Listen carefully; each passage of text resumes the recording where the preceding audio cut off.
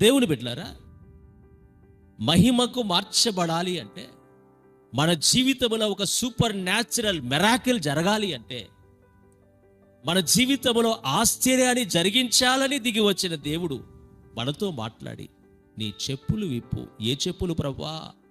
I'm all right, 40 సంవత్సరాలైంది నా జీవితంలో ఏ మచ్చ లేకుండా బ్రతుకుతున్నాను. అప్పటికి మోషే ఆ మిద్యానికి వచ్చి 40 years అయింది. మోషే కూడా మర్చిపోయి ఉంటాడు ఆ పని. కానీ అది దేవునికి తెలుసు, మోషే అంతరంగానికి తెలుసు. మోషే పారిపోయి వచ్చాడు. ఎందుకు? ఒకరిని చంపాడు, ఇసుకలో పాతి పెట్టాడు. ఇప్పుడు దేవుడు అంటున్నాడు, చెప్పులు విప్పు. దాని అర్థం ఏంటో తెలుసా? నీవు ఒకరిని చంపావు, ఇసుకలో కప్పిపెట్టావు.